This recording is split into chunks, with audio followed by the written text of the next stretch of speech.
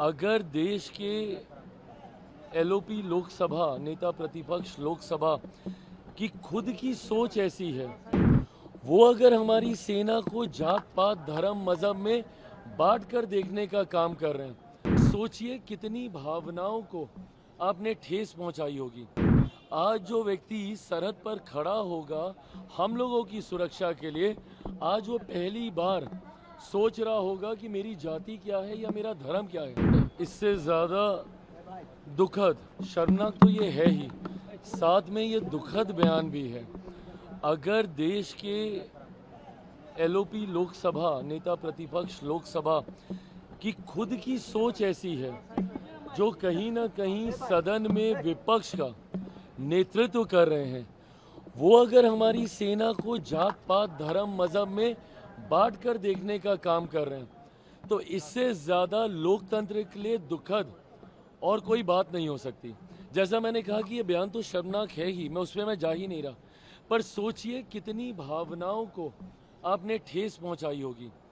आज जो व्यक्ति सरहद पर खड़ा होगा हम लोगों की सुरक्षा के लिए, आज वो पहली बार सोच रहा होगा कि मेरी जाति क्या है या मेरा धर्म क्या है, जो उसने आज तक किसी भी देशवासी को बचाने के लिए, उनको नहीं पता भैया कि सरहद पे अगर वो सुरक्षा कर रहे हैं तो वो हिंदू की कर रहे हैं, मुसलमान की कर रहे हैं, अगड़ा की कर रहे हैं, पिछड़ा की कर रहे हैं, दलित की कर रहे हैं, महादलित की कर रहे हैं। और आप सेना को भी आप इसमें बांटने की आप सोच रखते हैं, जिन्होंने बिना जात पात धर्म मजहब देखे हुए देशवासियों की रक्षा करने का काम किया।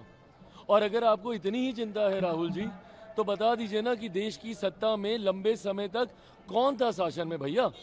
आप, आपके परिवार के लोग थे ना। अगर आपको सत्ता में भी, अगर आपको सेना में भी जाति के आधार पर अगर आपको विभाजन करना था तो करवा देते। नेहरू जी थे, आप ही के परिवार के थे, इंदिरा जी थी, आप ही के परिवार की थी, आपके खुद के पिताजी मंत्री प्रधानमंत्री रह चुके हैं, उनसे आप करवा देते। आज आपको ये याद आ रहा है। चुनाव में मैं समझता हूँ कई बार हताशा होती है, निराशा होती है, कई बार आप ऐसी बातें बोलते हैं जिससे ध्रुवीकरण हो, बट एक मर्यादा हमेशा रखनी चाहिए। सेना एक ऐसा विषय है जिसको किसी भी राजनीति में किसी भी तरीके से कतई नहीं लाना चाहिए। आज राहुल गांधी जी के इस बयान ने ना सिर्फ मौजूदा जवानों को, सैनिकों को अपमानित करने का काम किया है, बल्कि हर वो शहीद जो सरहद पर हम लोगों की रक्षा करते हुए शहीद हुए हैं, आज उनकी भी आत्मा को ठेस पहुंचाने का काम राहुल गांधी जी के द्वारा किया गया। यादव ने एक वीडियो शेयर किया है जिसमें अररिया में एक ब्रिज कोलैप्स कर गया है सर। एक सभा हुई थी आरजेडी का, उसमें घटना को लेकर गाना गाया जा रहा है। चुनावी सभा है, वो भी आरजेडी की। देखिए, आरजेडी के कल्चर में ये रहा है, उनकी कार्यशैली का ये हिस्सा रहा है, हुड़दंग मचाना, गोली बारूद, इस तरीके के चीज़ों का इस्तेमाल करना। ये वही 90 के दौर के ही है ना, जिस जंगल राज की हम लोग बात करते हैं। आज भी आप इनकी सभाओं में देखिए किस तरीके से हुड़दंग मचता है, किस तरीके से एक अराजकता का माहौल इनकी सभाओं में रहता है। तो ये अपने में दर्शाता है कि भाई सोच और कार्यशैली तो इनकी वो 90 के दशक वाली है ना।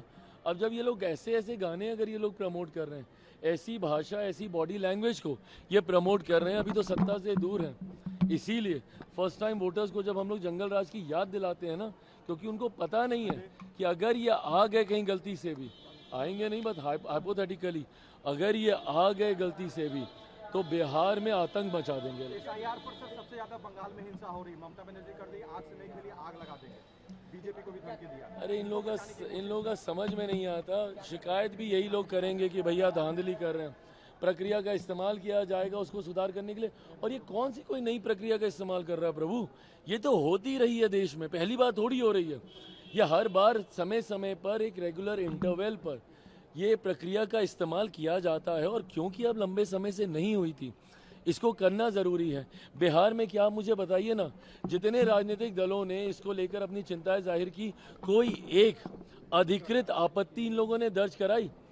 या उन लोगों के जिनके नाम कटे, अगर सही में अगर वो जायज़ होते तो क्या अभी हंगामा नहीं हो रहा होता? कल पहले चरण का मतदान है, सब लोग क्यों नहीं यहाँ के धरने पर बैठ गए?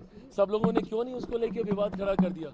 भाई एक सामान्य प्रक्रिया का इस्तेमाल किया जा रहा है और ढंग से किया जा रहा है। एक बात तय है, एक बात सुनिश्चित है, और इसके लिए मेरी सरकार प्रतिबद्ध है कि किसी भी घुसपैठिए को, जो भारत का नागरिक नहीं है, किसी भी कीमत पर उसको भारत के सबसे बड़े अधिकार मताधिकार का दुरुपयोग कतई नहीं करने दिया जाए।